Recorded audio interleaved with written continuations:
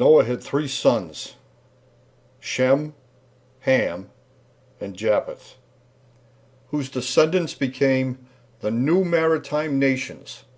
in the various lands. And the sons of Ham were Cush, Put, Canaan, and Egypt.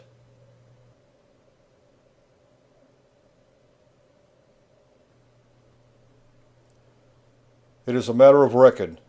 that after leaving Egypt, the Israelites wandered in the wilderness for 40 years. But even if this large group of people, who numbered in the thousands, advanced towards Jerusalem at just a single mile a day, they would have traveled along a path that was more than 14,000 miles long. Yet not a single trace of their wandering existence has ever been found within this region. No encampments, no beaten paths, no skeletal remains, no human waste,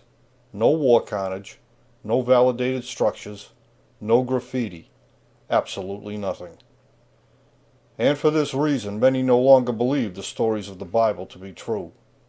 But they are. It is only the theories proposed in the 19th century and the actions they subsequently inspired in the 20th century that are wrong.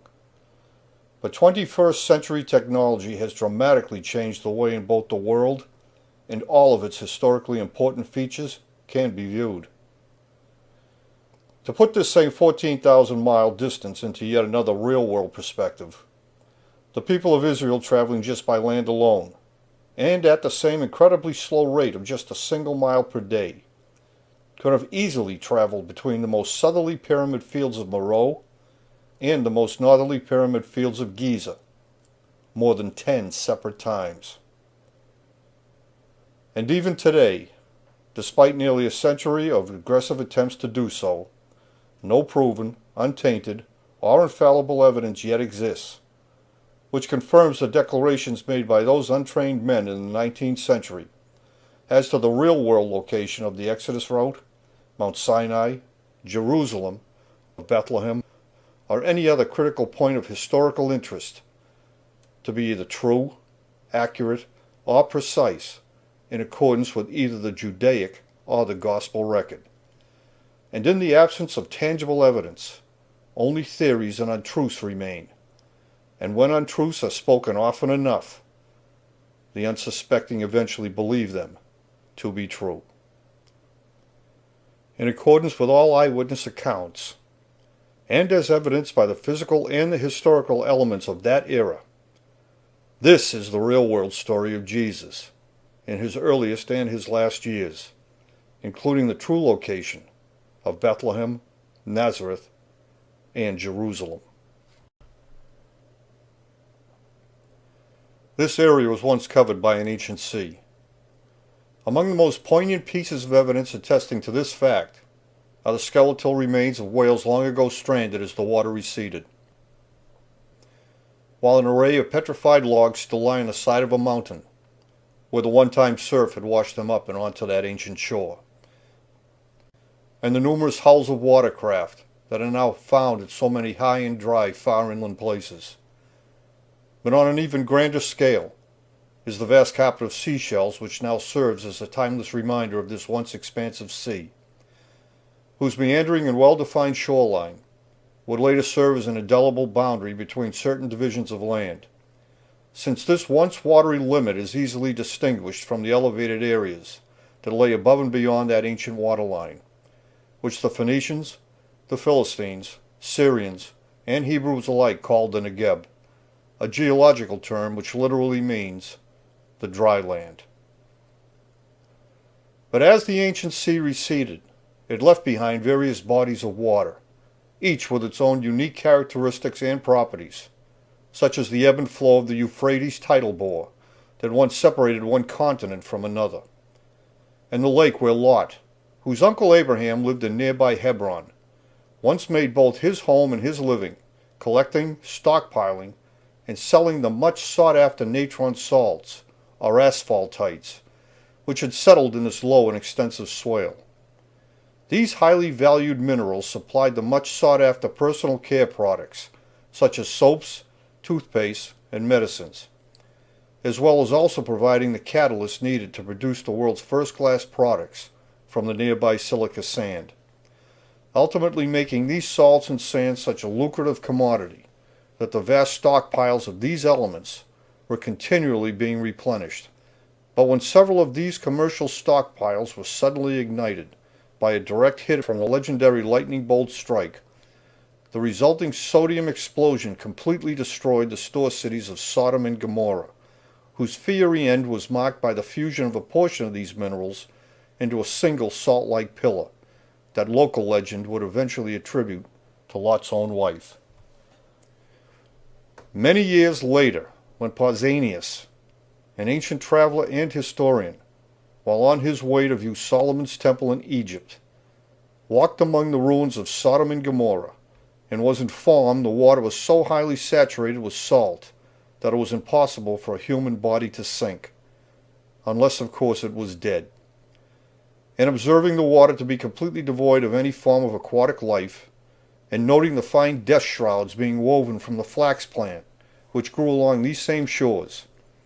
and how the harvested salts were used to cleanse the body and to anoint the dead, to prepare the corpses for mummification and for eventual burial, that this unique body of water, because of its many associations to lifelessness, death, and destruction, caused Pausanias to refer to this vast brew not as the Salt Sea, a Lake Asphaltitis, as it was commonly known, but instead, he simply dubbed it the Dead Sea. Today, the residual remains of this once expansive lake is known as Wadi Natron, while the rock tombs of nearby Hebron, where Abraham himself had settled, is now simply known as Lepsius No. 1. However, the greatest body of water to be left behind filled a crater-like depression that is geologically known as a Galil, whose surface area was of such a vast size that it naturally became known as the Sea of Galil, or otherwise as the Sea of Galilee. Today, this unique body of salt-tainted water is known as the Fayum, a term which still literally means the sea. The surface level of the Sea of Galilee remained unchanged for a long period of time, since it was annually recharged by the dramatic and phenomenal return of the floodwaters they called the Jurhan, which over time, and in its transliterated form, became more commonly verbalized as the Jordan. However, the Tyrians, along with their brethren the Sidonians, had already established a clear presence within the highlands of this region during the initial ancient sea era, which would later lead to the docking facility currently known as Kayseri Saga, being built on the shore of the Sea of Galilee, to service the stone quarries owned and operated by the Sidonians on Mount Tabor, and who, after transporting the stone down the adjacent slope of Mount Carmel, along the world's oldest paved road, loaded it onto barges, and subsequently shipped it across the Sea of Galilee, where it was ultimately used to create the abundance of statuary, steles, and pavements that are now found all along the Jordan River, and in many other places throughout the ancient world. This was the lay of the land when Moses and the people of Israel streamed into the region on the east side of the Jordan, to take with brutal force the land settled by Lot's two displaced sons Moab and Ammon, who, because of the incestuous relationships Lot had with his two daughters, were also his two grandsons. But after Moses had conquered the domains of Moab and Ammon, the people of Israel still continued to surge northward with their brutal campaign, launching attacks against the Philistines and the Syrian people, whose few surviving members fled even further northward to escape the onslaught. Then, just before his death on Pisgah Peak, Moses divided all the land they had just taken by force, and he gave it all to the tribes of Reuben, Gad, and to half of the people belonging to the tribe of Joseph's son Manasseh, before declaring Joshua, who was otherwise known to Egyptologists as Meremptah, to be the new leader over all the people of Israel. And then Moses died. After his death, Moses' mummified body was transported to the base of Mount Hor, where it was interred in the royal cemetery in the region of their former dwelling place, which is currently known as the Valley of the Kings, where the first commemorative mention of the nation of Israel can still be found written in stone. Soon after Moses' interment, Joshua summoned all the war-worthy men to Gilead, including those from the tribes of Reuben, Gad, and Manasseh, even though Moses had already given them the land on the east side of the Jordan River. Still, he prepared the armies of every tribe for crossing over to the west bank of the Jordan and into the so-called Promised Land. But at that very same time, the annual floodwaters of the Jordan were once again beginning to flow into the valley. And so the Canaanites living on the west bank of the Jordan let down their guard, since no army could ever achieve crossing against such a deep and swiftly moving current. However, because the people of Israel had lived all their lives along the Jordan, as well as having journeyed along its entire length since departing from the southern land of Egypt, they were not only intimately aware of when the annual Jordan floodwaters would arrive, but even more importantly, having traveled along the entire length of the river, they were also aware of the means, the methods, and the very place where the Jordan floodwaters could be successfully contained, albeit briefly, and to that end they had strategically prepared a dam further upstream to reduce the flow of water at the most opportune time. And so with the rising floodwaters beginning to fill the valley, and because the Canaanites had let down their guard, the dam was closed, and the floodwaters suddenly began to drop. In disbelief, the bewildered Canaanites watched helplessly as the entire Israeli army, with the symbolic Ark of the Covenant,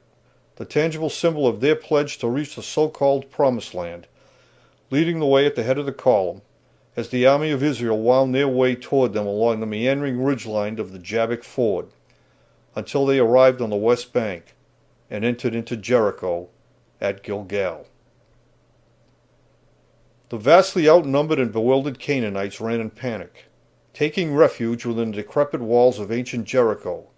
where they could only watch in fright as the seasoned army of Israel swarmed around their antiquated compound,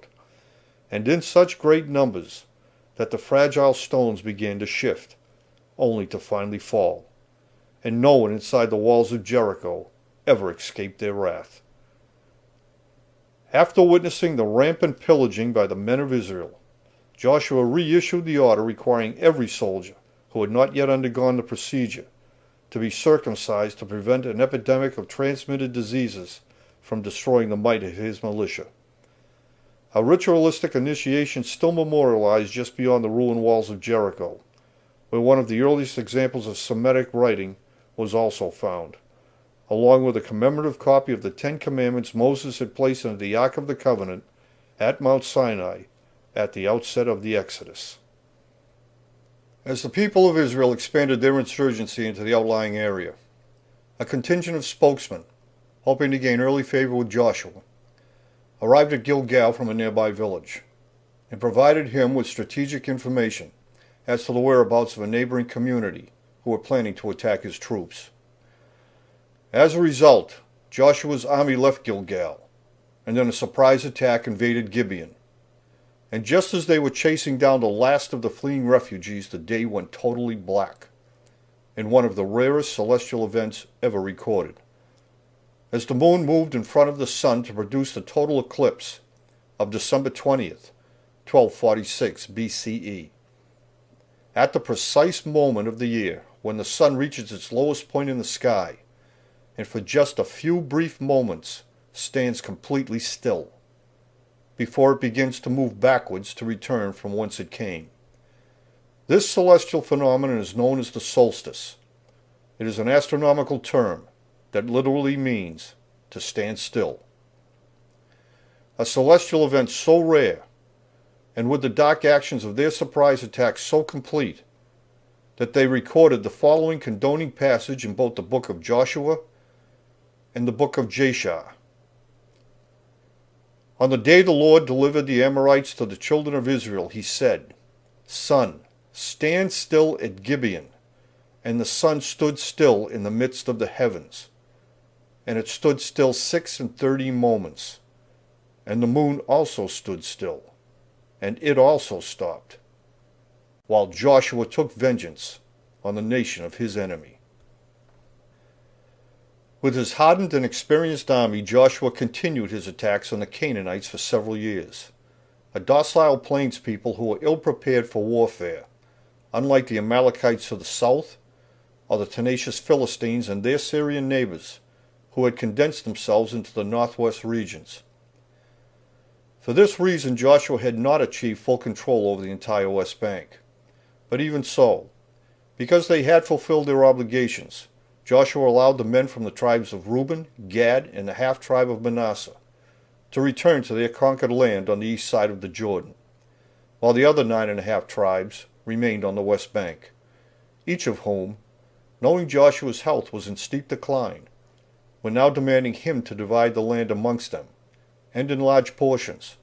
with each section being assigned to a particular tribe, just as they had been promised, and just as Moses had done for their brethren on the opposite side of the river. So in his last official act, in an effort to appease the tribes, Joshua sent surveyors out to map the entire region, including those regions he had not yet conquered. So he divided the land into parcels, based not on size, but rather on the sum value of its inherent resources. And as a result, and in some cases by using the easily defined shoreline of the ancient sea as a specific boundary line, the parcels of unequal size extended far into the regions not yet conquered, just as they had asked him to do. And for this reason, on the verge of death, and with the full might of his army now diminished, Joshua declared that each tribe was now independently responsible for acquiring the land he had allotted to them, and for making it their own. And then Joshua died, leaving the people of Israel, who are alternately known as the people of Egypt, the Habarus or Hebrews, Judeans or Jews, for the first time since leaving Goshen at the outset of the Exodus, without a central leader to control their actions. And so disputes and disunity began to develop between the tribes once again, as each independent tribe vied with one another while in pursuit of their own land claims. Over the next 1,000 years, 4,000 generations would come and go, and many societal, geographic, and physical world changes were to take place. But the disunity caused by Joshua's death had never been resolved over the course of those particular 10 centuries. So the power and influence the people of Israel had once wielded as a single force was no longer feared, and they had now become the hunted. To rectify this situation, Saul, who was otherwise known to Egyptologists as Huni and to Herodotus as Proteus, became their first appointed king. And he began the process of reuniting the tribes by accepting the military challenge to clear a path down to Mount Hor, to connect their former southern domicile with the northern section, with the intention of reestablishing a sense of solidarity among the tribes. But then David of Bethlehem slew Goliath the Philistine, and upon Saul's untimely death, David became the second king over all the people of Israel. And under his guidance, David, who was otherwise known to Egyptologists as Snefru, but to Herodotus as Ramsonitis, succeeded in organizing the tribes into a formidable coalition, which he ruled from the city he established on the slopes of Mount Zion, where he immediately began to make preparations to build a magnificent memorial structure as a testament to their maritime heritage, just as Noah had intended his son and their common ancestor Shem to do. But David was never able to achieve this elusive goal in his lifetime either, but instead he left the entire task of building the temple complex to his son Solomon, who was otherwise known to Egyptologists as Khufu and to Herodotus as Cheops, and who spent the greater portion of his life building the massive structure and the adjoining temple complex just to the north of the city of David. Then when Solomon died, a feud immediately developed between his 2 sons over how the kingdom should be managed. And so the tribes splintered yet again, with one alliance becoming known as the Judeans, while the remaining tribes, to differentiate their domain from that of the Judeans, and whose alliance was centrally situated in and around Jacob's well, became fittingly referred to as the district of Israel, since this was where young Jacob had taken refuge while escaping his brother Esau's wrath, but who changed his name from Jacob to Israel when he returned to this area years later. As a result of this feud, the Hebrews no longer had one king, but now they had two. And as a consequence of this split, and because of the looted wealth they had accumulated over the course of their many brutal campaigns, and the enemies they had made in doing so, each domain was now independently susceptible to an attack from any one of the outside forces they had formerly antagonized, and who were now more than eager to take advantage of the opportunity to invade and to conquer. And so it was not long before Israel's seat of government was invaded by the Assyrians, who took all those who lived around Jacob's well captive and led them away, and who were then replaced by a garrison of Assyrians who renamed the place Samaria. And in like manner, so too was Mount Zion invaded, sacked, and totally lost to the Babylonians, who also led the entire population of Jerusalem away. But before they departed, the Babylonian army made great efforts to desecrate the temple memorial, robbing it of its riches and leaving the entire area in a most unimaginable ruinous state. As a result of these many varied chaotic shifts in power, disputes, invasions, and desecrations, great portions of the past and present history of both Judea and Israel were becoming increasingly muddled and less understood. However, 70 years and several generations later, with a change of Babylonian leadership, Cyrus the Great, the king of Babylon, allowed the exiles to return to the banks of the Jordan River. But not all of the Judeans chose to make the journey, since most of the original group had died, while many of them did not choose to go since they had never actually seen the celestial-based monument Solomon built as a testimonial to their maritime heritage, and were no longer inspired to do so, even though it marked with precision the whereabouts of Eden, the one-time island home of Adam and Eve, whose sinking Noah had escaped in antiquity. But for those who did return, and had actually seen the memorial monument in all its glory, but now as old men and old women looked upon the desecration it had suffered, were overcome with the greatest of sorrow. Because above all else, it was exactly where the promise to preserve their entire history had finally been achieved. And it was exactly why, with its completion, they called this geodetic marker, this navel of the earth, Jerusalem, a term which means the place of fulfillment and of final rest. But the sudden return of the former exiles was met with hostile resistance by the people who had filtered into Jerusalem after it had been swept clean of the Judeans 70 years before. So in fear for their lives, especially in light of their own past deeds, and having been completely stripped of their military might, the exiles had no choice but to stay on the east side of the Jordan River, where they set up their city of tents directly across from Jerusalem, where the towering monument could be plainly seen. And because each and every one of them had lived in Babylon proper for so long, with most of them having been born and raised there, they had naturally acquired many of the Babylonian traits, customs, and mannerisms. And so the fortified heights where the exiles had settled on the east side of the Jordan River was dubbed Babylon. But as soon as he heard of their endangered plight, Cyrus acted swiftly and enforced his own decree by threatening to retaliate against anyone who interfered with the exiles' mission to rebuild Jerusalem. Nevertheless, at first there were only a very few who dared to leave the safety of so-called Babylon. But as more and more of them began to migrate back into Jerusalem, an ambitious plan was concocted to build a brand new monument, in part to symbolize the rebirth of their community, just as Cyrus had wished them to do. And as their most prominent benefactor, also went further by pledging the funds they would need to replicate the original monument his predecessor had so badly desecrated and defiled. Despite Cyrus's decree, the former exiles still continued to face great resistance from the local population, whose political interference was tenacious and unending. As a result, after the construction of the second monument had been underway for quite some time, it came to an abrupt stop, to allow Cyrus time to reconsider his decision. But only after a great period of time had passed was the work finally allowed to resume. However, the materials, building methods, and workmen were very different.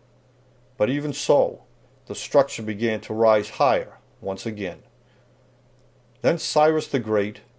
their magnanimous benefactor, died. And seizing upon the opportunity to renew their protests with the new ruler of Babylon proper, the local population succeeded in having construction on the second monument stopped yet again, until further considerations could be made. Eventually, the new king of Babylon proper, after completing his own deliberations, allowed the work previously sanctioned by Cyrus the Great to resume. But as a precaution, he sent Ezra the scribe to Judea to write down all he saw and all he heard, so that he could stay constantly informed of both the progressive activities as well as the temperament of the people. And Ezra did exactly that, conducting his literary affairs on the east bank of the Jordan in the hills of so-called Babylon, where he, along with his school of scribes and his contingent of interpreters, were constantly engaged in gathering up and recording the information for posterity.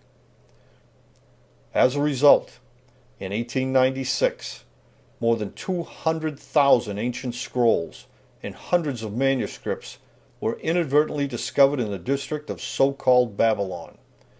where they had been hidden away in a specialized secret vault called a Gaza. This massive collection of scrolls, found in Old Cairo, was the source from which the comparatively minuscule collection of so-called Dead Sea Scrolls that was serendipitously discovered in the stark and isolated region of the Qumran Caves in 1946 had been taken. They are exactly the same. In his enterprise to present an accurate record, Ezra the scribe wrote the following regarding the building of Solomon's temple. In Lebanon alone, work was carried out by 10,000 men, who worked in 3-month shifts. The structure was built from blocks of high-grade stone cut to size and smoothed on both their inner and outer faces, and the temple was finished at the end of 20 years. While in comparison, Herodotus, the Greek adventurer historian, who was in so-called Babylon, or Old Cairo, near the end of Ezra's life, and who interacted on a scholarly level with the former exiles, wrote the following to describe the same geometrically inclined monument. Work was carried out by 100,000 men, who worked in 3-month shifts, to build the pyramid, with stones smoothed and fitted together in the most perfect manner. And the pyramid was finished at the end of 20 years. But the incessant political pressures continued unabated, causing the work on the second monument to be halted once again. However, Ezra's report served to console the Babylonian kingship, and so the Judeans, along with their counterpart brethren from the divided tribes of Israel, were finally given permission to resume work on the second monument Cyrus the Great had commissioned so many years before. But even so, by this time the materials, the building methods, and the skills of the workmen were again no longer the same, and as a result, the second monument, in its finished state, never equaled the fine craftsmanship displayed in the first monument built by Solomon. Today, the signs of these stoppages are clearly evident in both the layers and the quality of stone used to construct the second monument, whose surrounding walls still display Nehemiah's tribute to their repair. When news of these pyramid builders, who told a gripping story of how a single family had sailed away from their ancestral home just before it had sunk into the ocean, and who had also survived the ensuing tsunami of legendary proportion, and of their gods and kings and of maritime men whose knowledge of the world's oceans, and their ability to draw maps of both the earth and the sky, was carried back to Greece, it caused a sensation of discussion, thought, and intrigue among the many scholarly institutions located there. Among those who were the most inspired by these reports were Plato, and his student Aristotle, who also shared the same passion for investigating all things of a mysterious nature, as did Aristotle's most distinguished and fearless student, the very young but extremely adept Alexander the Great. And together the trio left Athens and entered into so-called Egypt for the sole purpose of launching a full-scale scientific inquiry to discover for themselves just who these great builders were, where they had come from, and most especially, just what had inspired their enterprise, both humanly as well as divinely. To that end, the elder Plato, along with his protege Aristotle, became particularly obsessed to learn more about the doctrines of Moses, since it was his image and his name that was continually found all along the Jordan. And for this endeavor, in order to gather all the information into a single place so it could be properly assessed and studied, Plato and Aristotle conspired to build a repository on the east bank of the Jordan River, and near to Kadesh, situated directly across from Mount Hor, where Moses had spent a great portion of his administrative life, and where his mummified remains had been interred in the royal cemetery nearly 1,000 years before. In the meantime, young Alexander, along with his youthful army, roamed throughout Egypt, passing through Jerusalem, visiting Mount Sinai, and then moving on to the pyramids of Meroe, before journeying deep into the desert regions of the Red Sea, and then sailing off to Mount Ararat, where it is a matter of record that he viewed the remains of Noah's Ark, before moving on to the land of Shinar in the Indus River Valley, in their scientific quest to collect any information concerning the intriguing heritage of this ancient culture. And in every case of discovery, sending the collected material and information back to the repository, and in such great quantities that Plato and Aristotle, in thankful tribute to their young benefactor and partner, acknowledged these magnificent contributions by having Alexander's image carved into the stone of their new repository, which became known as the Library of Alexandria. Today, the entire district where this legendary structure is situated is still referred to as Thebes, a name Plato and Aristotle bestowed on it in recognition of Thebes, Greece, Alexander's birthplace. But in his endeavors, Alexander heard that a magnificent trove of scrolls and manuscripts were rumored to be hidden in a secret vault located across the river from Jerusalem, in the region of so-called Babylon, but were in immediate peril of being lost to a group of robbers who were aggressively looting in the area. So he immediately set out, and with a small yet elite contingent of men, Alexander moved swiftly, and quickly arrived in the region of so-called Babylon. But as Alexander led his men over a wall in his attempt to rout the would-be robbers, he was suddenly ambushed from above.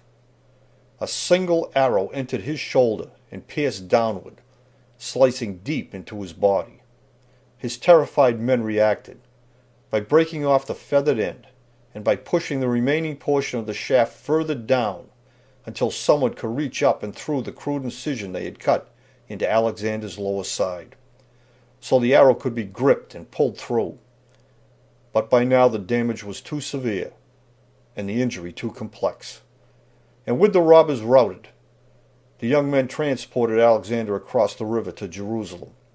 where the best practitioners were located. But it was of no use. With the pain and the injury so severe, his men sorrowfully granted Alexander the first of his two final wishes, and out of mercy and respect they helped him take his own life in a most peaceful way. Several months later, the mummified body of Alexander was placed into a golden coffin and finally laid to rest, just as he had requested, next to Moses, in the Valley of the Kings, on Mount Hor, directly across from the library which bore his Grecian name. Today, Alexander the Great is just as famously known by his adopted Egyptian name, Tutankhamun. For the next 300 years following Alexander's untimely death, 20 generations would come and go, and in that time many natural and political changes would take place yet again. And for this reason, many more historical important elements would also be eventually lost, destroyed, or simply forgotten. The Library of Alexandria, filled with artifacts, maps, and fragile manuscripts of every type, and on every subject, collected during and after Alexander's lifetime, would be lost in a fire as they were being moved to a new repository located just downstream from the Library of Alexandria, which the Greek philanthropist Cleopatra, along with her Roman benefactor Mark Antony, had conspired to build at nearby Dendera, where the soot attesting to this monumental loss is still in evidence today. But as 300 years of both the good and the bad Greek influences was drawing to an end, the Romans, in their never-ending quest to reap the benefits of the resources new territories had to offer, continued to stream into so-called Egypt, in even greater numbers on ships of enormous size, where they immediately began to meddle in the affairs of the Hebrew communities, who again were engaged in civil strife with one another. As a result, the Romans, looking to supplement their own military might in this foreign land, craftily took advantage of the political turmoil. And so they aligned themselves with a ready-made army of raiders, whose leader, a brutal mercenary, whose lust for power, along with his egotistical and self-serving interests, to surpass the building achievements of the former kings in order to promote his own personal legacy, was their perfect choice. Especially since this individual was not a thoroughbred Jew, and was known as a man who had no true allegiances to anyone but himself. So with their military might mounting by the day, the Romans declared Herod to be the new king of the Jews, and it became a convenient and a deadly alliance. Herod ruled with a brute force he never hesitated to use, and at first, along with the equally brutal forces of the Roman army backing his newfound enterprise, Herod drove the last of the Greek military out of Jerusalem, and soon thereafter began his own quest to build and to expand on structures all throughout the area. Among the first was the stronghold of Masada, a refuge he both restored and enlarged near to his colonized Idumean home, a fortress he designed to withstand a very long siege, since he trusted no one. While on the opposite side of the river valley, in the region of so-called Babylon, he built with Roman support the fortified stronghold of Machaerus, since each location provided him with not only a direct sight line to Jerusalem, but even more importantly, they provided him with several direct escape routes leading away from the towering monuments, since as an ally of the brutal Romans, and always wary of everyone and everything, Herod had easily become a widely targeted man. But by now the Romans had been exerting their unwanted influences throughout the region and along the entire length of the Jordan River for more than 60 years. At first besieging Jerusalem, where Pompey had profaned the first monument built by Solomon when he unsanctimoniously entered into its hallowed interior, and where Herod, empowered by the Romans to do so, ordered the reluctant population to begin adding more height and a new stone casing to the already towering pinnacle of the second structure, simply because their ancestors had failed to achieve the same greatness and quality as the first monument built by Solomon, and it would prove to be a most punishing task. But in the period leading up to the death of Alexander the Great, numerous physical and societal changes had been taking place. The flow of water into the Sea of Galilee had been curtailed by both nature and by man, and new docking facilities and townships, particular to that pre-Roman era, had sprung up all along the shoreline, as the Greeks of that previous era had also continued to expand their academic presence all along the Jordan River, and who would, in the spirit of Plato, Aristotle, and Alexander, subsequently coordinate, transcribe, and publish under Ptolemy Philadelphus the recollections of 72 selected Hebrew historians, whose remembrances of their past were written on a certain type of papyrus called biblos, and subsequently compiled into a single manuscript, more popularly known today as the Old Testament. The condensed historical account of how and why the temple complex and the massive monumental structures situated on the slopes of Mount Zion had come to be built, and by whom. In recognition of his enterprise to rescue their tumultuous and fractured history from oblivion, the Judean community honored Ptolemy in a very special way by engraving their tribute to him on a commemorative tablet that is more popularly known today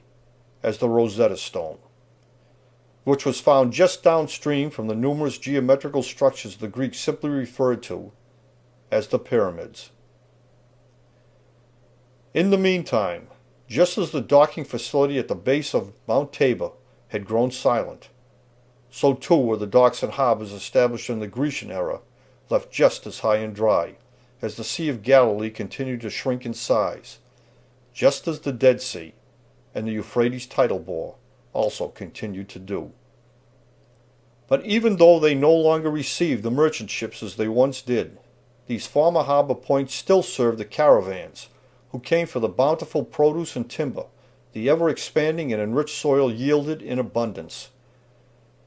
And with the gradual change of both the shoreline and the diversity of the increasing population who lived there, new townships, villages, and regions,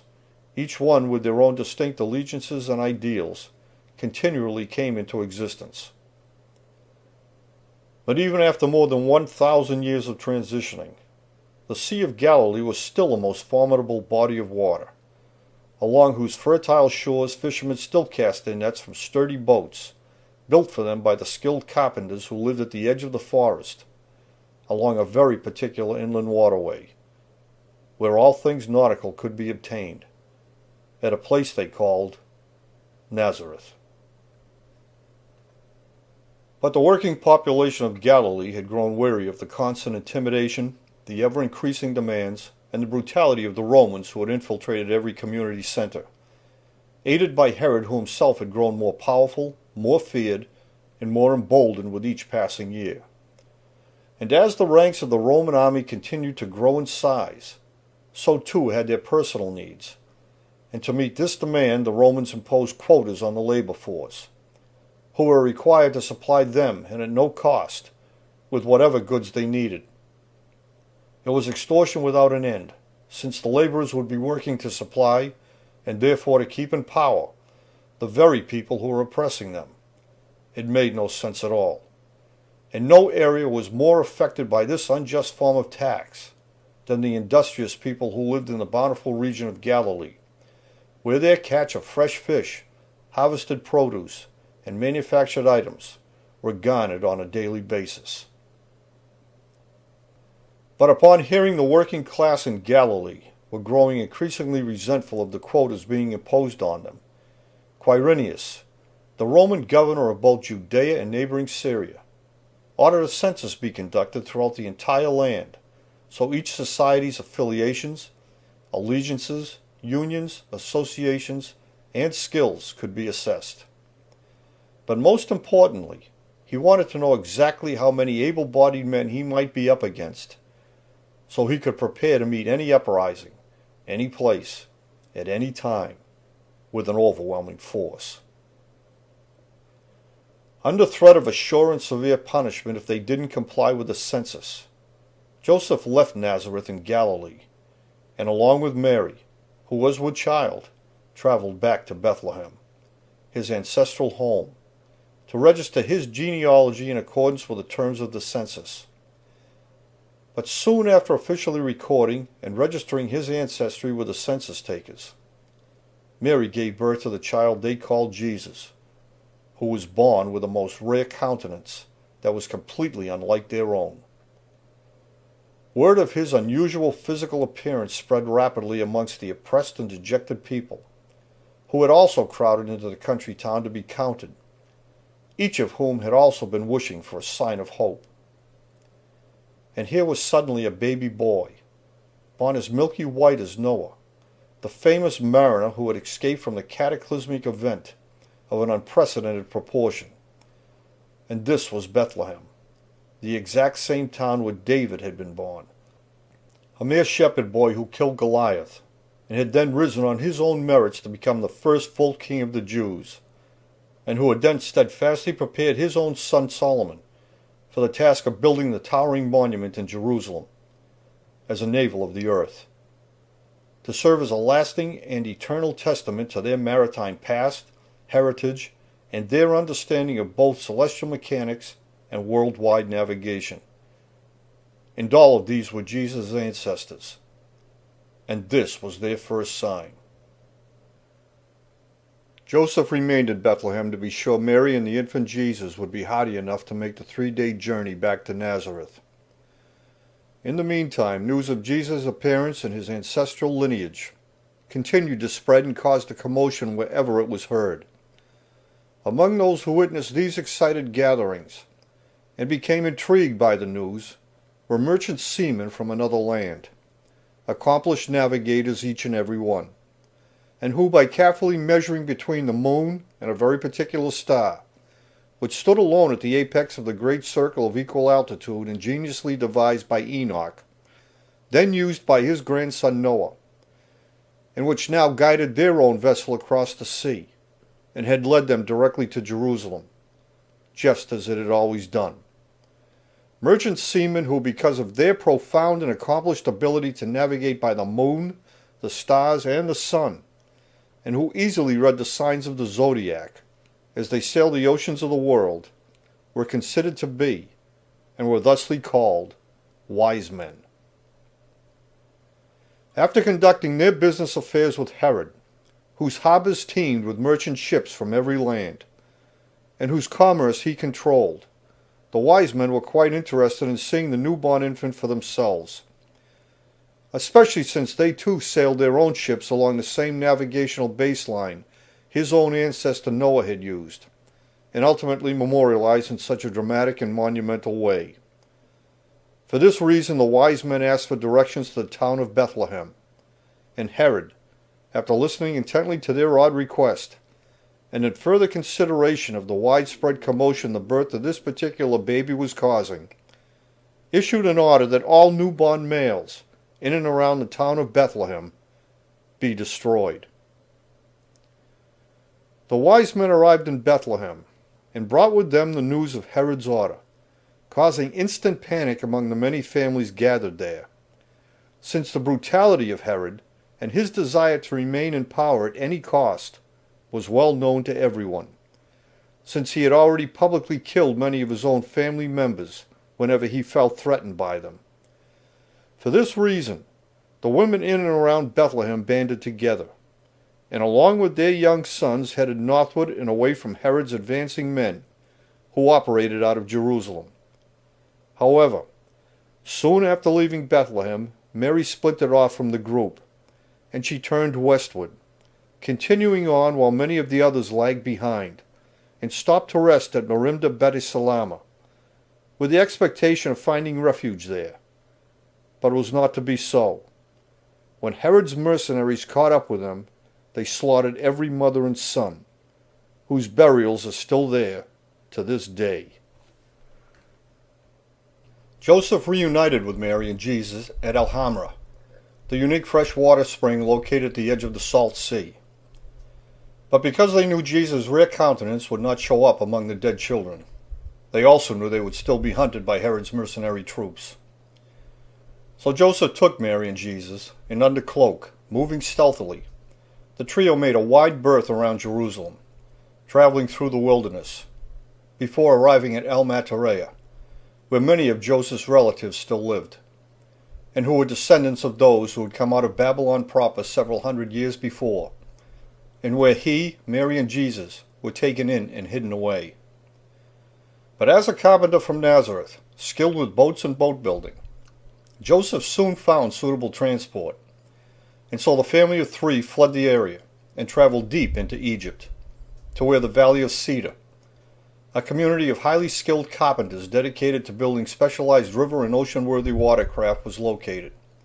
just across from the Valley of the Kings, where the body of Moses was interred in his former domicile, and where the stele commemorating the conquests of Joshua and the first written mention of Israel was dedicated. And it was here, in the province of Kadesh, where the parts of those great ships were manufactured and then subsequently carried overland along the Wadi Hammamet watershed, where they would be reassembled into the great ships outfitted at Qusair, before departing to travel about all of the world's oceans, to collect, as well as to dispense, all forms of societal, scientific, and navigational information. But even more importantly, Jesus' new home was also situated right between the two great academic centers of the scholarly libraries of Grecian Alexandria and Greco-Roman Dendera, each of which was renowned as a mapmaker's paradise, where all worldly and astronomical matters, both human and divine, were still being gathered together, compiled, compared, and studied with a vibrant and an unrivaled intensity. 4 years later, Joseph received the news of Herod's death, but he chose not to return to his former domicile, because after the Romans had made him the king of the Jews, Herod had immediately broken with tradition, and he had replaced the descendant priests, men who had always inherited their position, with men of his own choosing, and it became a corrupt and an unholy alliance. These were the conspiring men Joseph was now most wary of, because not only had they grown wealthy, but they had become addicted to the power and the influence bestowed on them by both Herod and the Roman politicians. However, when Joseph finally felt enough time had passed, and with several new children born while they were away, he set out for home. But by now Jesus had lived in this historically, theologically rich environment for 11 formative and impressionable years, during which time, because of his extraordinary countenance and his remarkable ability to retain all that his inquisitive mind observed, he had easily befriended the scholars, who still lived all around the nearby libraries, and who conversed with him on so many varied things, both human and divine. It was nearing springtime when Joseph arrived back in the area, with the intention of settling near his relatives in the district of so-called Babylon. But after learning the Romans had made Herod's son Archelaus the new figurehead king of the Jews, Joseph immediately changed his plans, and he took his family back to the sloping banks of the Nazareth instead. But even so, since they had been away from the area for such a long time, and still yearning to reunite with their northern friends and relatives, Joseph took Mary, Jesus, and Jesus' brothers and sisters on a journey to Jerusalem, to partake in the annual Passover celebration in remembrance of the Exodus, when Moses had led the people of Israel out of Egypt's land, and through the Red Sea in their quest to return to the so-called Promised Land. But on the way to Jerusalem, Joseph took Jesus to Simeon, a very old priest whom he still trusted, and being schooled in the ancient prophecies, Simeon immediately recognized Jesus' extraordinary countenance, and so he blessed him in a very special way. When Joseph and Mary arrived in Jerusalem, they made camp with their relatives whom they hadn't seen for 12 years. But because Jesus was on the verge of manhood, and was so astute in academic matters and learning, and so experienced in travel and worldly matters, they allowed him to roam under cover among the crowds, but always in the protective company of a relative, so he could experience all the sights and the sounds Jerusalem had to offer. And with each passing day, Joseph and Mary got used to not seeing Jesus, since he was always out and about, which was not at all uncommon. However, believing he was still in the protective company of a relative, Joseph and Mary left for home, with the expectation that Jesus would follow along shortly thereafter. But when they realized Jesus was no longer with their relative, they rushed back to Jerusalem, where they found him, with his extraordinarily different countenance in full display, conversing and lecturing the priests and visiting scholars, who always congregated at the base of the temple monument built by Solomon. It was a captive audience, whom Jesus had informed, along with so many other things of academic and genealogical intrigue, that Solomon was just one of the many famous fathers he was directly related to. Joseph and Mary were frightened by the dire prospects of Jesus' very public appearance, something they had always gone to such great lengths to prevent, since it was only 12 years earlier that Herod the Great had ordered his murder, and the Roman soldiers, His contingent of corrupted priests, the Herodians, and all of their crafty agents were everywhere, prowling through the crowds, a fact which only caused Joseph even greater concern, because many of the men who had gathered around Jesus raised a boisterous protest as he led the young man away. Joseph, Mary, and Jesus left Jerusalem and swiftly returned to Nazareth, where Jesus explained to them how inspired he had become by finally seeing the soaring monument his many fathers had had a hand in building, and their resolve to memorialize their maritime heritage. But after listening to the sincerity in his voice and seeing the light in his eyes, it did little to console Joseph and Mary, who were saddened knowing there was only one thing they could do in a great hurry to both protect him and to fulfill his most desired request. And shortly thereafter, Jesus disappeared.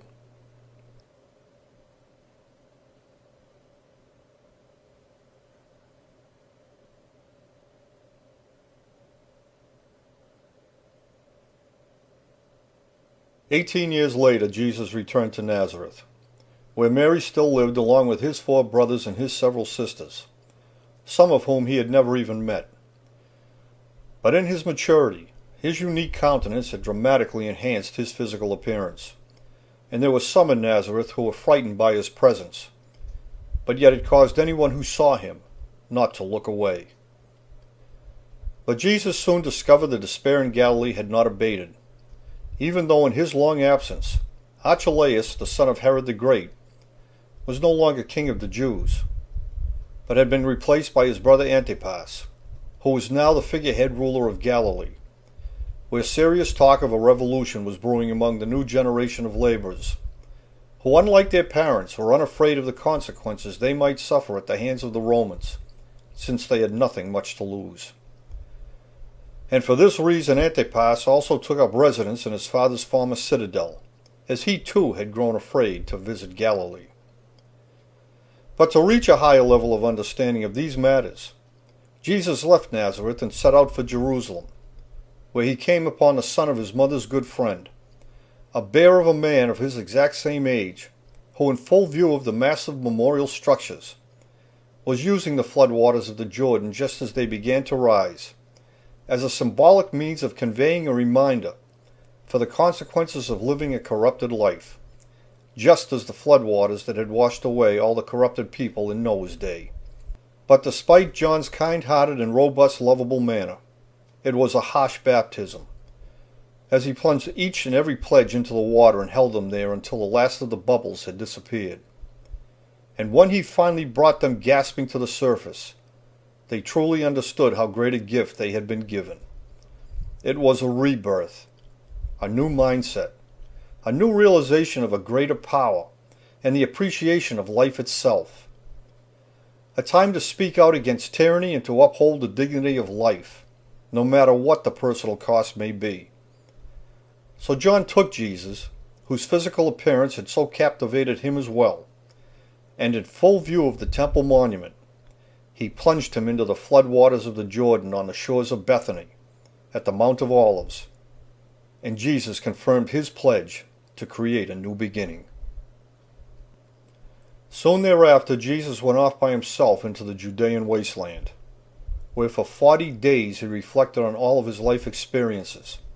and those of others as well, just as John had meant for him to do. When Jesus returned to Jerusalem, he climbed to the top of Solomon's temple, where he stood upright and balanced against the lunar winds, with the whole world at his feet, and for one brief moment he silently wondered to himself just what would happen if he were to suddenly cast himself down from the top of that great height. But Jesus descended downward into the vastly troubled realm of Jerusalem, and as he made his way back towards Nazareth, he both startled and captivated all he greeted in salutation. But upon reaching Jacob's well in Samaria, Jesus received the news that Antipas, simply to satisfy his lust for a young woman, had arrested his friend and confidant John the Baptist. But Antipas, fearing the people would riot at the news of John's arrest, since the robust, kind-hearted, and lovable John was so well known and so well liked, Antipas had him imprisoned at Matras, the fortress stronghold his father Herod had built many decades before on the east side of the Jordan in the region of so-called Babylon. When Jesus arrived back in Nazareth, and because Joseph was no longer with them, Mary asked Jesus, as her eldest son, to escort her to a wedding she had been invited to in Cana. And Jesus, having lived his entire life on waterways of every type, set out for the wedding with his mother Mary, where he would use his skills to enhance the water into wine. And soon word of this event, performed by this very different man, spread quickly throughout the region, but most especially among the multitude who were the most outspoken critics of the Romans, and who had taken refuge in and about the old fortress-like docks built centuries before on the slopes of Mount Carmel. But when Jesus returned to Nazareth, he was stunned by the news that Antipas had beheaded John the Baptist, the son of one of his mother's dearest friends, and for no other reason than the young girl whom he lusted for had asked him to. The thought of John's head being delivered on a platter to Antipas and to his demonic maiden would prove to be yet another major turning point in Jesus' life. And to reflect on John's memory, his kindly manner, and the ensuing baptism pledge he had made, Jesus went off alone to a desolate spot so he could focus his plan. When he returned to Nazareth, and for the first time since arriving in Galilee, he began speaking out against the rampant injustices being brutally imposed on the meek by those who sought only power and influence by accumulating wealth they had not earned. It was a vicious cycle, and it was being operated by a vicious regime, whose members easily plotted and murdered without fear of reprisal. It was extortion by intimidation, and it was wrong, and he said so. But for this reason the people of Nazareth became frightened by his words and his presence, believing his sermons would only bring more harm to their already impoverished community. So Jesus, in consideration of their feelings, and because Antipas controlled all of Galilee, set out for Capernaum, where the less afraid had already formed a coalition, especially on the nearby slopes of Mount Carmel. And as Jesus, driven by his passion and his principles, made his way along the shoreline of the sea, he stopped and called out to Simon and Andrew, who were out fishing from their boat. And then further along he did the same when he encountered James and John, who were mending their nets with their father Zebedee. And when he passed through Bethsaida, he had also been joined by Philip. And arriving with his companions, Jesus soon began sharing his thoughts with all those who came to hear him speak in the various synagogues of Capernaum, whose ruins can still be seen today in the region now known as Caranus, a Greek term which literally means the Lord's town. But Jesus didn't restrict his message of passive resistance to the synagogues of Capernaum, but instead he traversed all of Galilee, where he delivered his sermons at every local gathering point.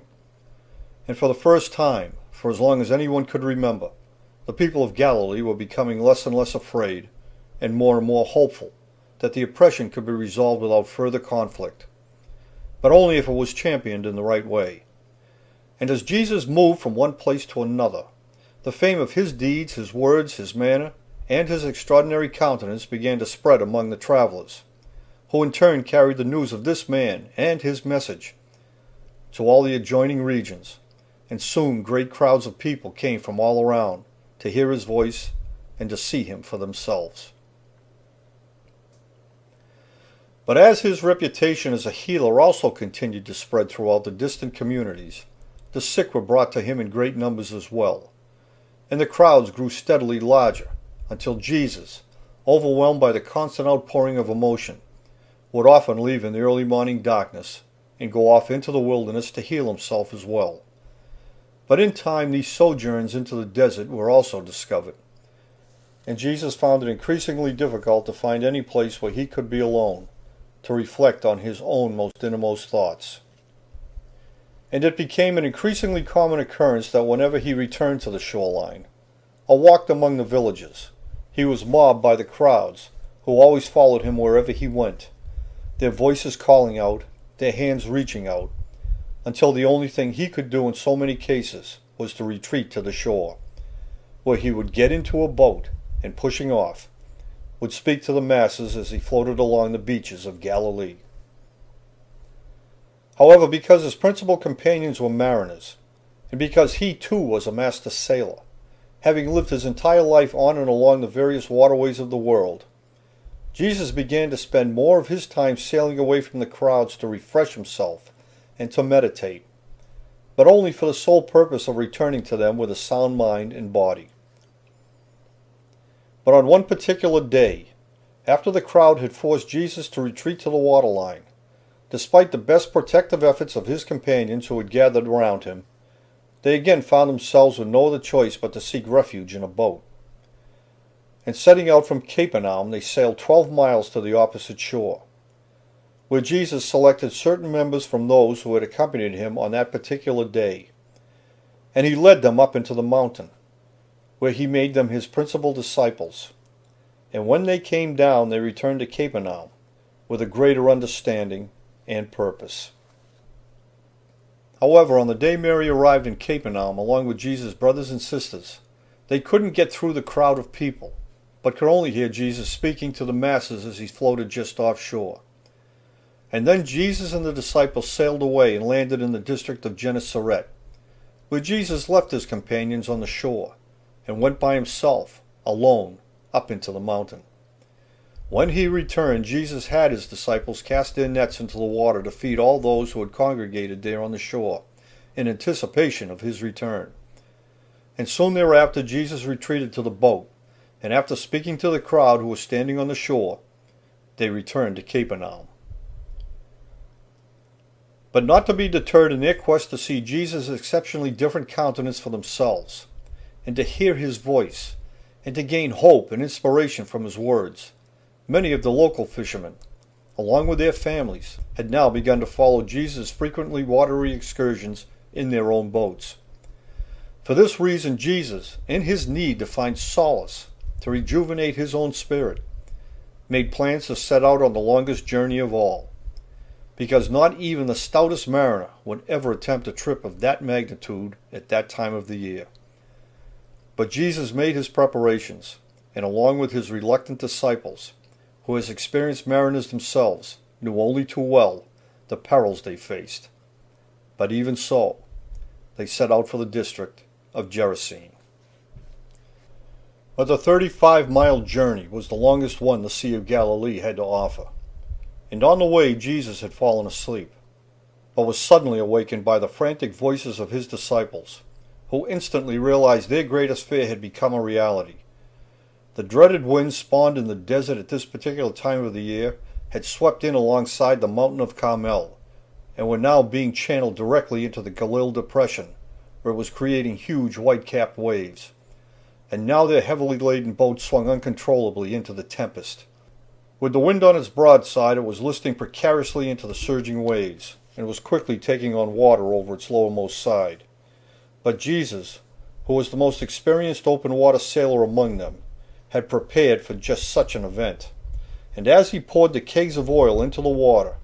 the sea all around their boat suddenly became calm and still. As they drew nearer to the district of Gerasene, a solitary man who had been tracking their approach for a long while from his lofty vantage point on the top of the sheer cliffs, came down to the beach where he intended to confront these intruders. But when he saw Jesus' uncommon countenance, he became instantly frightened, and recoiling away, he waved his shovel in a most threatening manner. But at that very moment, as Jesus stretched out his hand to rid him of his fears, a herd of hogs, that had been rooting high above them at the very top of the nearby cliff, rushed over the edge, and plunged down into the water below, where the entire herd drowned. And while still frozen in his defensive stance, after witnessing this phenomenal event, and seeing the disciples gather around Jesus in a most protective way, and hearing Jesus' voice, and seeing his remarkably different countenance, the man suddenly realized he was in the presence of someone very special, and who obviously had remarkable powers of influence. And so his demeanor softened, and his agitation, his fear, and his threatening stance suddenly disappeared. and soon thereafter the man rushed off to report this miraculous event to the people living in the nearby 10-towns district of Decapolis. When their respite had ended, Jesus and his disciples returned to Capernaum, and together they went out among the various branches of laborers and their oppressed families, where they continued to deliver their message of strength in numbers through passive resistance, and their mission to keenly unite them into a single and unwavering spiritual power. And as their message and their mission continued to gather momentum, it began having a profound effect on the powerful political and priestly coalitions based in Jerusalem, since the commodities they had so long depended on to build their wealth and to retain their power was diminishing in both substance and quantity by the day. But just as worrisome to the priesthood, long before corrupted by Herod the Great, was the stark realization that the people of Galilee no longer believed in their connection to the divine powers, and so the people were no longer abiding by their instructions to fully comply with the mandates of the Roman state, which were doctrines completely contrary to the spiritual words preached by Jesus and his disciples. But now the priests, made wealthy by their crafty alliance with the Romans, found themselves being ridiculed on a daily basis, and now more than ever were being viewed not as spiritual guides, but rather as political collaborators disguised in priestly garments. And knowing if they lost their ability to keep control over commerce-rich Galilee, they would also lose their lucrative alliance with the Romans as well. And so they called for a great meeting to determine just exactly what they must do to stop Jesus and his congregation from spreading their word. However, unbeknownst to them, Jesus would never forget the despicable injustices suffered by his kindly friend John the Baptist, when the corrupted priests of Jerusalem never once spoke up on his behalf, nor did they ever speak out against the atrocity John had suffered, but instead they had chosen to remain craftily silent about the entire affair, since it was in their best interest to do so. When the travelers heard Jesus had returned to Capernaum, the camps emptied out, and he was quickly mobbed by his admirers. Among the crowd were Mary and Jesus' siblings, but yet again they were not able to get close to Jesus. However, when Jesus discovered they had come to Capernaum, he sent for them, and amid the bustle of the crowd Jesus took them down to the shore. And getting into their boats, Jesus left Capernaum, and along with the disciples, took them all back to Nazareth. And while they were there, Jesus, his disciples, and his brother James used the opportunity to preach among the villages of the surrounding countryside. While at the same moment in Jerusalem, the news of his notoriety had become the frequent topic of conversation, not only among the priestly hierarchy and the political circles, but his message was also reaching the commoners who lived there as well. And as this movement gained momentum and the news of Jesus' vast powers continued to spread, it eventually reached the ears of Antipas, who was living on the east bank of the Jordan River, in the region of Perea. And when he discovered for himself Jesus' birthright, his uncanny influence over mind, body, and soul, Antipas became very much frightened with the prospect that Jesus was the embodiment of John the Baptist, who had come back to haunt him. But by now, because the Romans had begun to move more forces into the area surrounding Galilee, Jesus and the disciples knew their presence only imperiled the people who lived there. For this reason, it was necessary to remain vigilant and to stay one step ahead. And so the disciples, who were always armed, unless they had been instructed otherwise,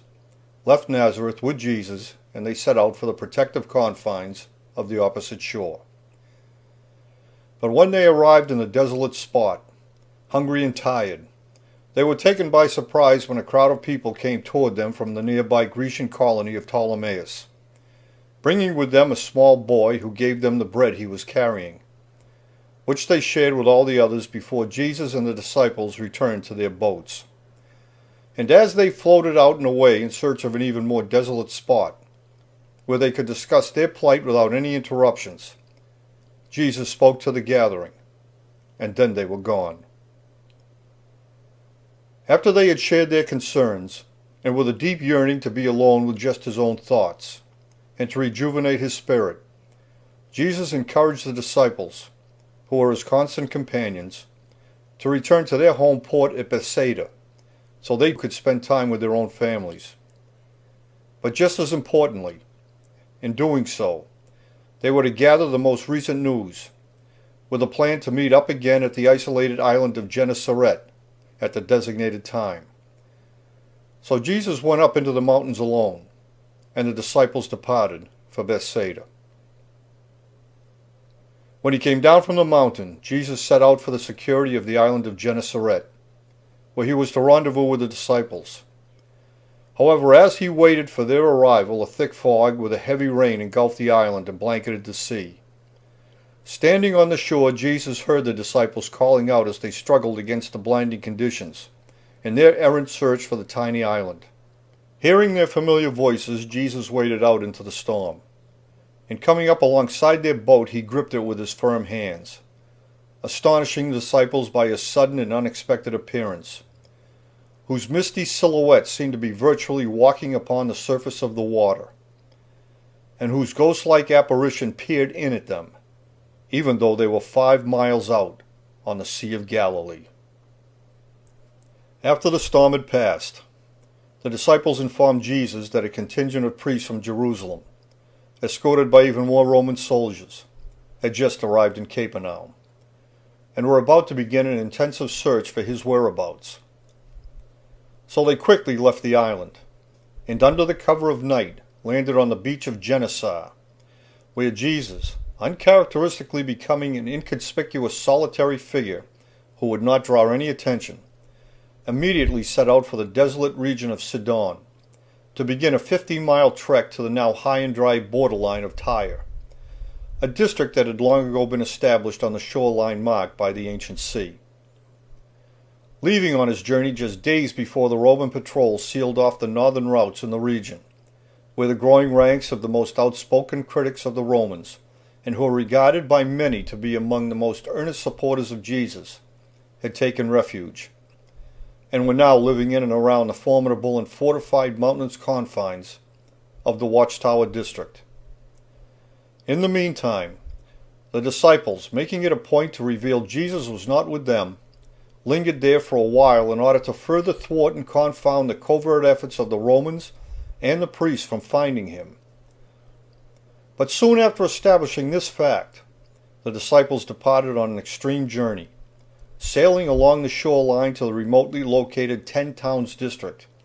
where they would once again reunite with Jesus, with the expectation that by the time they met again, the fruitless search for Jesus along the northern shoreline would have come to a frustrated end, since it was well known that the unpopular priests never remained in the area any longer than was absolutely necessary.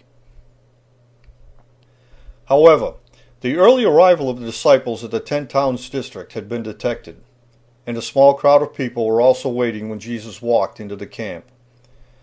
And after sharing their food and freshly caught fish with them, Jesus and the disciples set out for Dalmanutha, where they could discuss their latest strategy in a more private setting. Then several days later, after they had concluded their deliberations, they left for Bethsaida, where many of the disciples had family, and where 70 of their most loyal compatriots were waiting,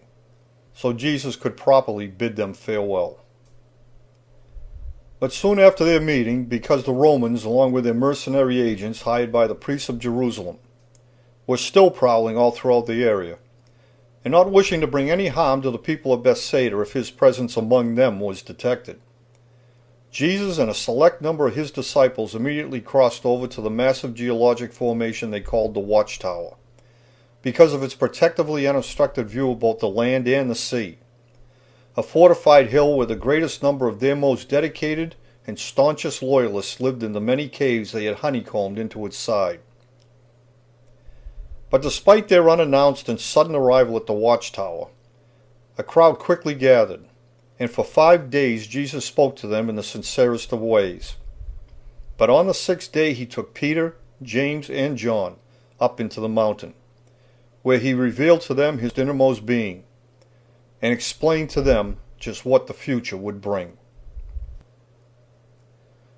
But with the news that skirmishes with the Roman military were breaking out at so many locations throughout all of Galilee, and not wishing to jeopardize the well-being of those who had taken refuge in the Watchtower, should his presence there be detected, Jesus and the disciples prudently set out for Magadan, to find out for themselves if what they were also hearing about that part of Galilee also being sealed off was indeed true. From Magadan they covertly journeyed into the provincial region of Roman-held Caesarea Philippi, where they soon heard that Pontius Pilate, the new Roman prefect in Jerusalem, in his quest to send a message, had recently authorized the butchering of 13 people from Galilee. After gaining this news directly from their area resources, Jesus confided in his companions, and he told them again just what he had to do to prevent any more atrocities from happening. Since it was he who the politicians and the corrupted priesthood of Jerusalem were really seeking out, simply because of his popularity, since Jesus, the greatest of all humanitarians, had always preached restraint and had never resorted to inciting violence. And even though the disciples were against it,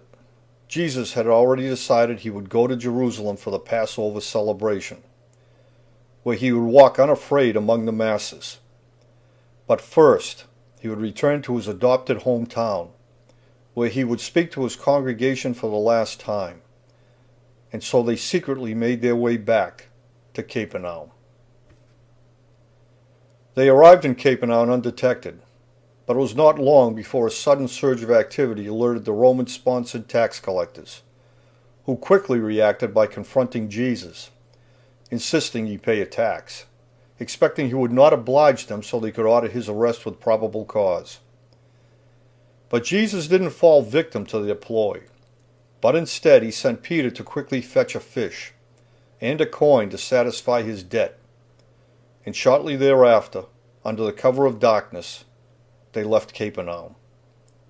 Going by way of the forested areas, they made a wide berth between and around the Roman camps, circling around and doubling back, to re-enter the west bank of the Jordan River at the border of Galilee and Samaria. And by the time Jesus and the disciples had reached Jericho, they had been joined by a great crowd of followers, many of them from Galilee, who were also marching along on their way to Jerusalem in a show of solidarity. However, in tribute to the memory of John the Baptist, Jesus bypassed Jerusalem and, being both emotionally and physically exhausted, went directly to Bethany on the fringes of the Mount of Olives, to the same place where he had pledged himself to do only what was right, just before John had plunged him deep into the floodwaters of the Jordan, which served as a symbolic reminder of the floodwaters that had destroyed the wicked and the corrupt in Noah's time. But this very particular day was the spring equinox, when both the day and the night were of equal lengths, and the floodwaters of the Jordan would not be arriving here for another 4 months. So Jesus and the disciples made their camp at Bethany, where they all settled down to reflect deeply on the moment. At daybreak the next morning, Jesus sat in quiet contemplation as the rising sun lit up the northern face of Solomon's monument for the first time in 6 months, to herald the arrival of the first full day of spring and the beginning of the premier sailing season in this part of the world, just as his maritime ancestors had designed it to do, and just as many believed it would continue to do for all eternity. And on this very special Sunday, Jesus and the disciples left the Mount of Olives, and they set out for nearby Jerusalem. But as they drew nearer, the emotion and physical exhaustion was taking its toll, and Jesus began to cry. But in anticipation of this possibility, since they knew what was in his heart, the disciples had provided Jesus with a sure-footed mount, and when his followers, who had been forced to make their own camps in the very rough terrain leading up to Jerusalem, saw him in distress, they laid palm branches along the rugged path to fill the gaps and to smooth the way.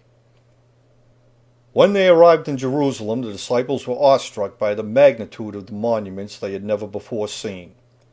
having always stayed away because of their intense dislike for both the Roman occupiers and the corrupt priesthood, who had made this place their center of operations, much to the chagrin of those who fully understand its purpose and its history. But as they toured Jerusalem, along with the crowd. They were under constant surveillance by the Roman soldiers, Herod's own agents, and the spies who plied the crowd on behalf of the priesthood. Even so, as they moved through Jerusalem, the disciples continued to be amazed and awestruck by the remarkable size and grandeur exhibited in both the monuments and the walls. But even though Jesus agreed with their sentiments, he informed them that because they had been made by the hand of man, they could be easily brought to ruin if the greatest power willed it. And then went on to tell them that their ruin could even happen very soon. And as his words filtered outward through the crowds gathered there among the towering monuments, there was a great deal of hushed wonderment at what he had said, while amongst the ranks of the Roman soldiers a boisterous demonstration broke out, their words of incredulous disbelief openly scoffing at the possibility that such an event could ever take place. While off to the side, the priesthood, long ago corrupted by Herod, narrowed their eyes, their focus, and they began to hone their plan. That same night Jesus slept on the Mount of Olives, but returned to Jerusalem the next day. And as he made his way into the temple square, he became infuriated when he discovered the money changers were using the Passover gathering to ply their craft,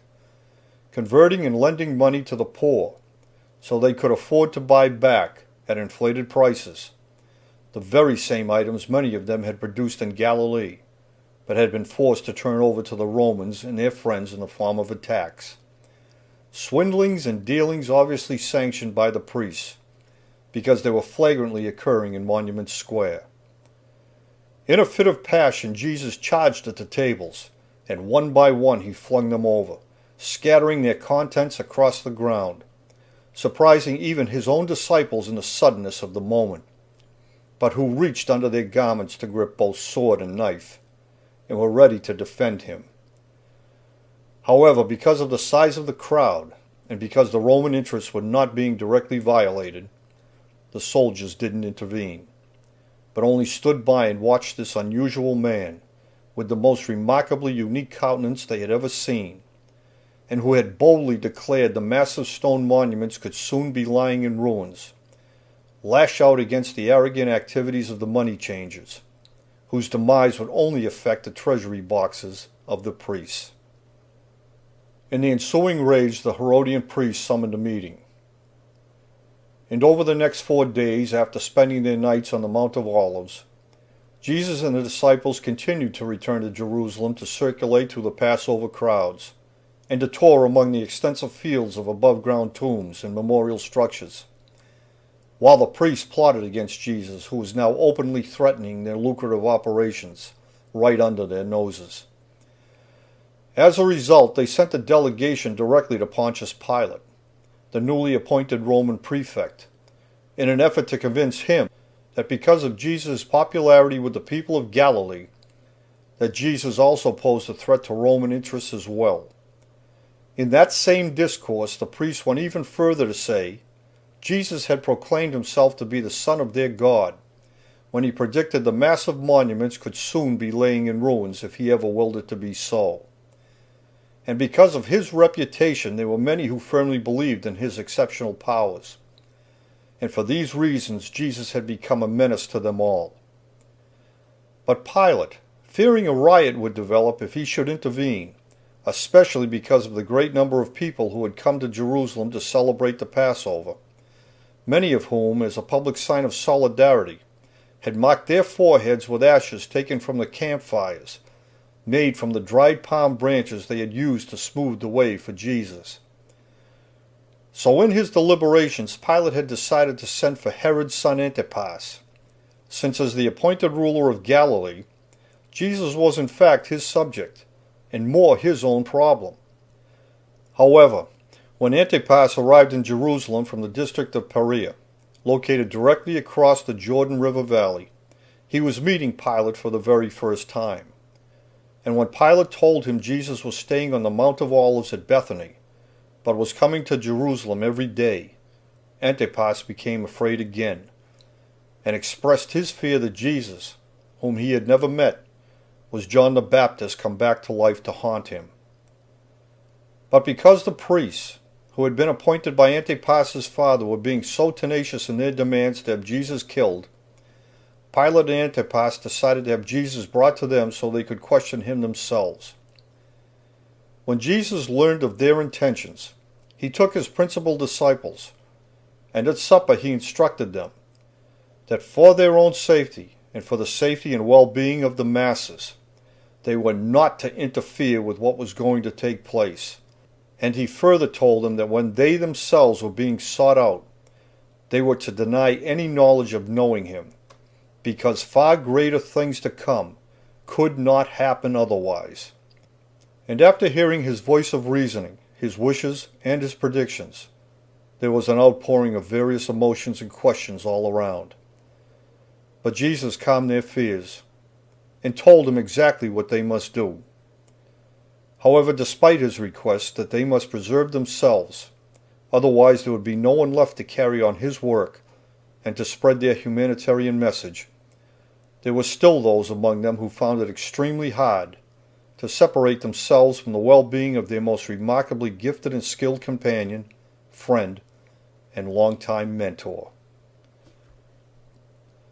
After the supper had concluded, Jesus and the disciples returned to Bethany. But it was a restless period of hushed discussions and sleepless hours. And at dawn, on Sunday morning, 1 week after he had first arrived in Jerusalem, Jesus crossed the Kidron Valley.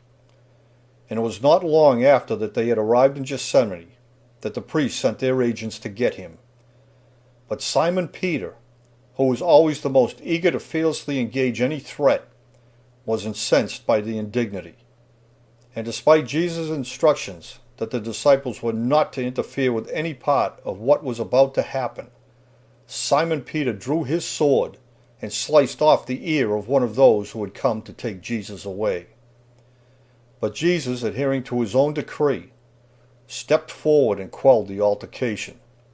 And the agents, not willing to engage any further with the disciples, took Jesus into their custody, and they brought him to Pontius Pilate, who together with Antipas was seeing Jesus' remarkable countenance for the very first time, and was struck by the aura that his physical presence commanded, and they could not look away. But despite the questions asked of him in the several various languages of that time, Jesus remained stolidly silent, his sun-like eyes burning with a passionate repose that set him apart from any other man they had ever before seen. But when Jesus finally broke his silence, knowing what his fate was going to be in any case, he offered them no reason to detain him.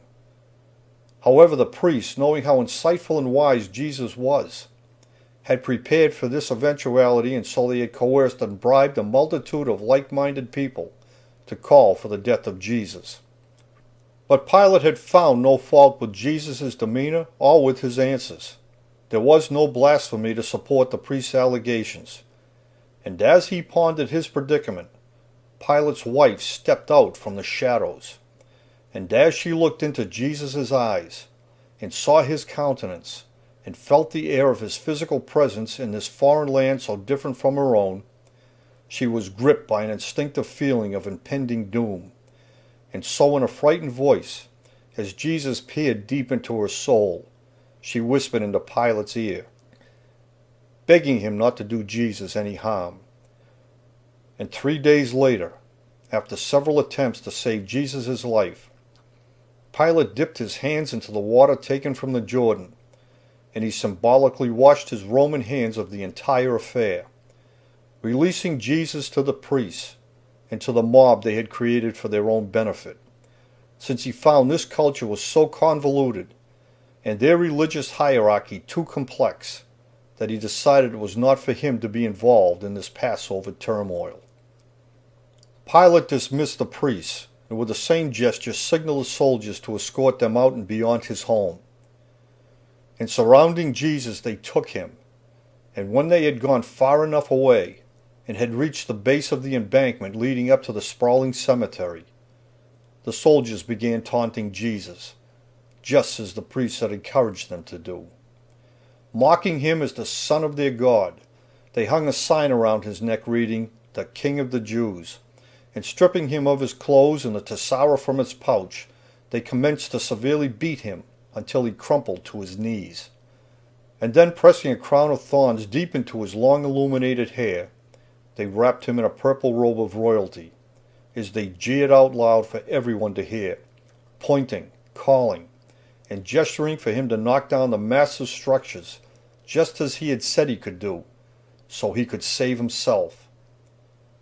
But throughout the entire night, Jesus endured. It was a testament to his faith and to his unshakable resolve to do only what was right, just as he had pledged to do, and just as Enoch had done. But it was also the disciples' most challenging test of faith as well, by not interfering just as they had been instructed, for the sake of greater things to come. It was a heart-wrenching scene as the disciples watched the desecration of this man who never wished to resolve any conflict by inciting harm to anyone. But Jesus knew their mind, felt their presence, and when he looked up at them, there was the utmost compassion, pride, and understanding in his eyes. And through the blood and the pain cast in that tragic moment, he saw them for exactly what they were: the bravest and most ferociously loyal men he had ever known. Men with whom he had laughed and confided, and who had learned the lessons of restraint he had taught them so very well in preparation for this moment, and who now relied on this same inner strength to hold back the other loyalists from interfering, just as they had been asked to do. And there was agony, and there were tears, but above it all was a display of the greatest kind of faith. By dawn, at the very moment when the brilliant light of the morning star appeared in the sky over Jerusalem, the beatings finally came to an agonizing end, and Jesus was visibly weakened in body, but still his will prevailed. And staggering to his feet, they placed a heavy cross on his shoulder, and Jesus valiantly began to struggle forward, the blood and dirt, dried and caking, creating a stark contrast against his milky white skin. The crowd of people following, the little sign dangling from his neck, while the corrupt called out, jeering, pointing, still insisting he destroy the temple to prove he was the son of their God. But then Jesus fell to his knees. The cross had become too heavy for him to bear, the hill too steep for his beaten body to climb. But because Passover would begin in only 12 hours, with the rising of the full moon, the priest stepped forward and demanded the Roman soldiers do something to hurry the situation along, when at that very moment a robust traveler from Syrian happened to approach the crowd on his way to Jerusalem for the Passover. The soldiers grabbed him and led him over to Jesus, and for a brief moment their eyes met, and in a compassionate manner Simon from Cyrene lifted the cross and hoisted it to his own shoulder, and dragged it up the slope and onto the apex of Mount Zion, to the place they called Golgotha, Skull Hill, the highest point and the most prominent place of public executions, from where both the crucified and the temple structure could be plainly seen. It was here where Jesus was impaled before the executioners tilted the wooden frame and raised it into its final position between two other freshly executed souls. Hanging there for all the world to see is men and women from Galilee, his mother and her supporters, a great many of his 70 disciples, the accusatory priests, their agents and their collaborators, the Roman soldiers and many of the curious-minded, gathered on the apex of the mount, sitting, standing, some huddling together, all the while waiting and watching. But then Jesus lifted his head, his long hair stained and matted with his blood, his piercing eyes red, his summoning voice once again clear, when off in the distance, at that very moment he called out, a great cloud conjured up by an unseen force rose up in the blood-colored atmosphere and began its ominous approach. But it was the overwhelming heat that was the first to arrive, before the noonday sun was suddenly blotted out by the dreaded Damascene storm. And as Jesus endured the brutal onslaught of blinding dust and sand, driven by the howling winds of spring, the ground began to shake so violently that stones inside the temple suddenly began to crack, while bodies spilled from the mastabas in the nearby cemetery, and the massive capstones placed there by Herod's command crashed down, while off in the far distance the harbor built by Herod sunk into the northern sea as the soil beneath liquefied and gave way. As the cowering people on the mount, and all throughout the entire land, soldiers and priests and commoners alike, were filled with a spiritual fear unlike anything they had ever known, crying out in the darkness of the unrelenting onslaught of hot, howling winds and blinding sand, as the earth continued to heave and quake with the most unimaginable power beneath their feet, until both man and beast had been driven to their knees. But then, at the precise moment when Jesus released his soul from his corporeal body, the storm suddenly subsided. And as the stunned and bewildered masses rose up from the carpet of thickened dust, they wondered out loud to one another, and to no one in particular, about the many miraculous phenomena they had just witnessed. And as the entire countryside made inquiries, word rampantly spread that Jesus of Nazareth had been crucified, and everyone somehow knew nothing would ever be the same again. But in those first moments it was only the fearless disciples who truly understood it had all happened for the sake of greater things to come, just as Jesus had told them. The body of Jesus was pronounced dead by the Roman centurion who lanced Jesus aside. But it was the faithful who took his battered and wind-beaten body from the wooden frame and reverently laid him upon the death shroud that had been made on the shores of the nearby Dead Sea, just to the west of Bethlehem. And because Passover was to begin with the rising of the full moon, which was only hours away, the faithful were given permission to place the shrouded body of Jesus into a newly made rock tomb located on the edge of the mount and not far away. And just as they rolled a stone in front of the tomb where they had placed the body of Jesus, they looked up to heaven, their gaze mesmerized by the ominous appearance of a rare two-horned eclipse they called the Beast, projected onto the full moon as it rose into the sky over Jerusalem to signal the beginning of Passover on Friday evening, April 3rd, in the year 33 A.D. The earthly, human, and divine tremors never subsided on that day, and 36 hours later, on Sunday morning, the earth shook violently yet again, and the stone in front of the rock tomb, where the shrouded body of Jesus had been placed, was rolled aside. And when Mary and her compatriot arrived at the tomb with minerals from the nearby Dead Sea, to cleanse and wash the badly damaged body of Jesus, and through flickering candlelight peered inside, Jesus was gone. 30 years after the crucifixion of Jesus, a 26-year-old by the name of Josephus became a prominent leader of the resistance movement in Galilee, which had only intensified in the wake of Jesus' untimely death. But despite his intellectual and wily prowess, Josephus was finally captured and taken prisoner by the Roman general Vespasian and his son Titus, who had gone to Galilee with a resolve to put an end to the smoldering civil disobedience once and for all. Soon after waging war in Galilee, and with their flanks secured, Titus moved directly on to Jerusalem,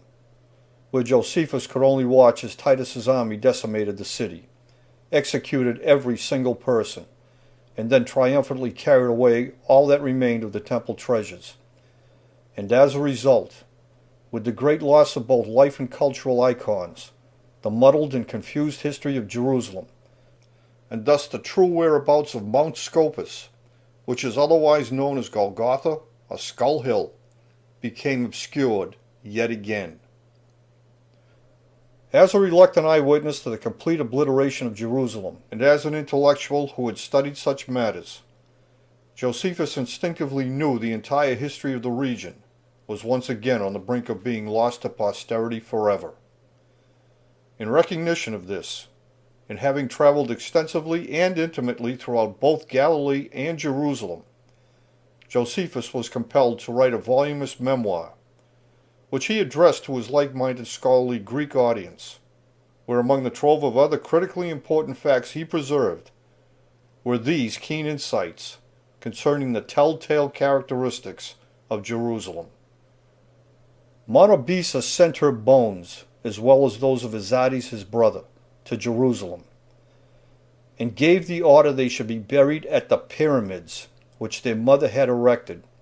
They were 3 in number, and distant no more than 3 furlongs from the city of Jerusalem. Josephus, Antiquities of the Jews, Book 20, Chapter 4, Paragraph 3. While to the northwest is Mount Scopus, an elevated plain that lies 7 furlongs from Jerusalem, from whose enhanced height a view of the temple can be plainly seen.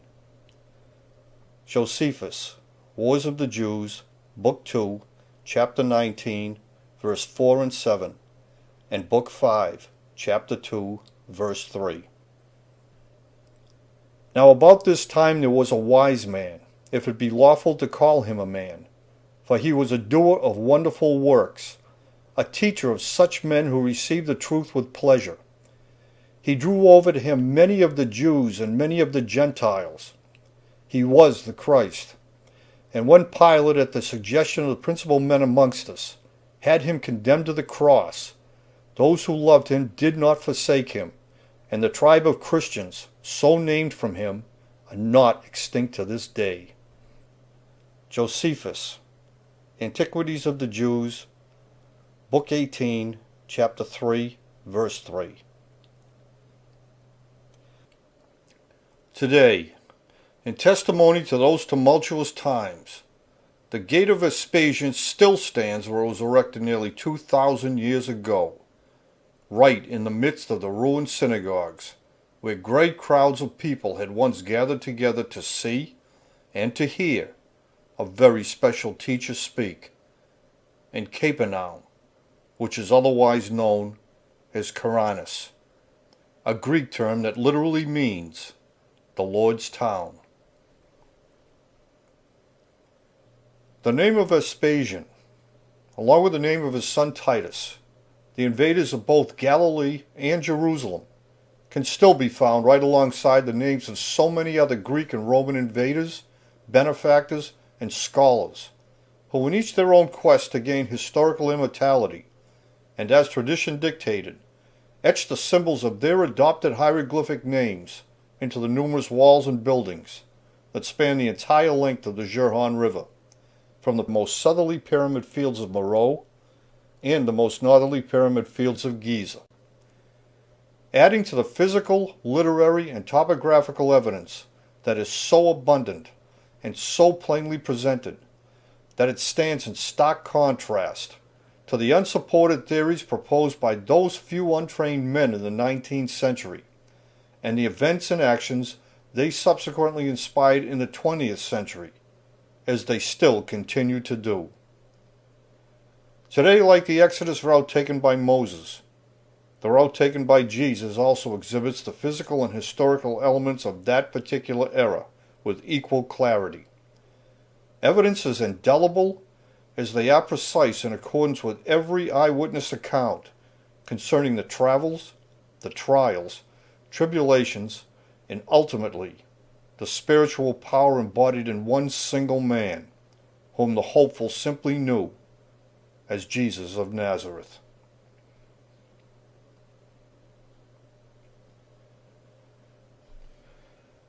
There are those who write histories because they are committed to writing them for the advantage of posterity alone, drawing the facts out of darkness and into the light. Truth is their only concern, while others choose to pervert the historical truth simply because it is in their own self-interest to do so. Josephus, Antiquities of the Jews, Preface, Verse 1.